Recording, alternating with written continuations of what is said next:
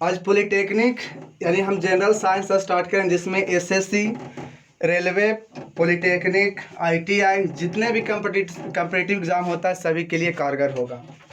तो साइंस में आज हम स्टार्ट करेंगे प्रकाश की प्रकृति तथा परिवर्तन, जो कि एक फिजिक्स का टॉपिक है। तो चलते हैं, स्टार्ट करते हैं।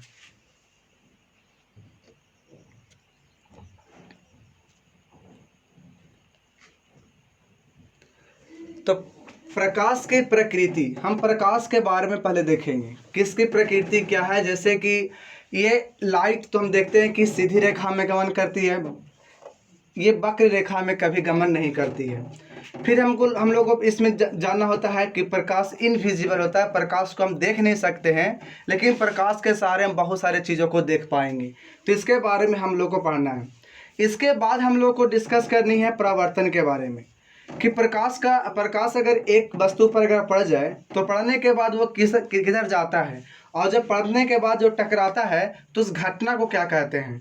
तो उसके बारे में हम लोग को डिस्कस करना है इस चैप्टर में, प्रकाश की प्रकृति तथा प्रकाश के परावर्तन।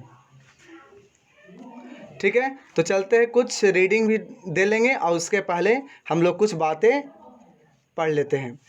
चलते हैं बोर्ड पे।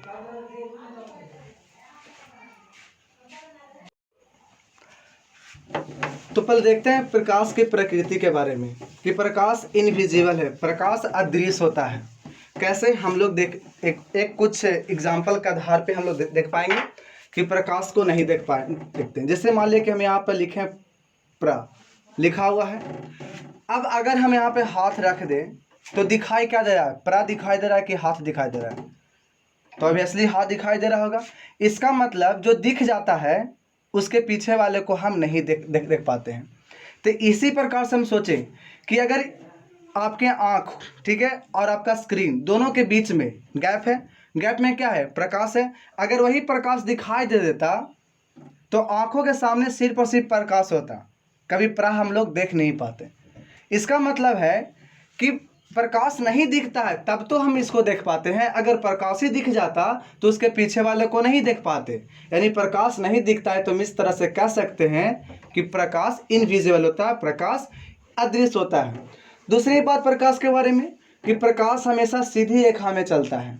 ठीक है, यानी हम कह सकते हैं, और इसी को हम लोग बोलते हैं आगे जाकर के किरण, कि प्रकाश के चलने की पथ को किरण कहा जाता है। तो प्रकाश हमेशा सीधी रेखा में चलेगा।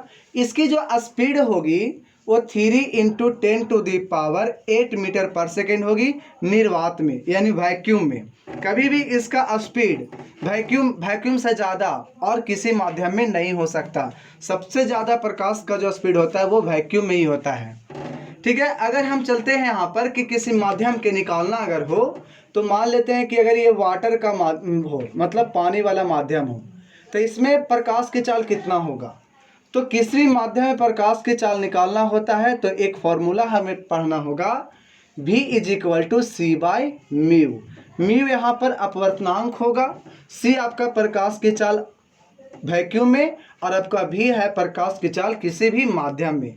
तो जिस माध्यम में प्रकाश की चाल निकालना होता है उसी माध्यम का अपवर्तनांक लेना होता है। तो अगर हमको चाहिए था वाटर में, तो वाटर का रिफ्लेक्टिव इंडेक्स होता है 4/3। तो अगर हम इसको स्पीड निकालना चाहेंगे तो V = लिख पाएंगे C के जगह पे कितना, 3 × 10⁸ और म्यू के जगह पे 4/3। ये 3 कहाँ जाएगा, ऊपर, तो होगा 3 × 3 = 9 × 10⁸ मीटर पर सेकेंड। तो इसमें हम जब देख रहे हैं कि वाटर जो है वैक्यूम हम किसे कहते हैं, सबसे पहली बात निर्वात कहते किसको हैं। तो अभी हम देख रहे हैं जहाँ पे अभी हम लोग एग्जिस्ट करते रहते हैं वहाँ पर हवा का माध्यम है। तो हवा का माध्यम में बहुत तरह के गैसेस वहाँ पे मौजूद हैं, जैसे ऑक्सीजन हो गया, नाइट्रोजन हो गया, कार्बन डाइऑक्साइड हो गया। तो ये सब जब गैसेस मौजूद हैं तो उसमें कुछ ना कुछ पार्टिकल्स होंगे गैसेस का, तो वो माध्यम हो गया तुम आपका वायुमंडल जो हो गया वो गैसेस का हो गया। लेकिन ऐसा माध्यम हो जिसमें कुछ भी ना हो, एक भी धूलकण भी ना हो, कोई गैसेस ना हो, तो ऐसे माध्यम को बोलते हैं निर्वात। ठीक है, तो निर्वात समझ में? तो देखें कि निर्वात में नहीं कुछ भी माध्यम ना हो तभी प्रकाश चल रहा था, वो भी कितना स्पीड चल रहा था, तो 3 × 10⁸ मीटर पर सेकेंड से चल रहा था। लेकिन वही देखें कि अगर वाटर में, तो वाटर में भी स्पीड हमको मिल चुका है।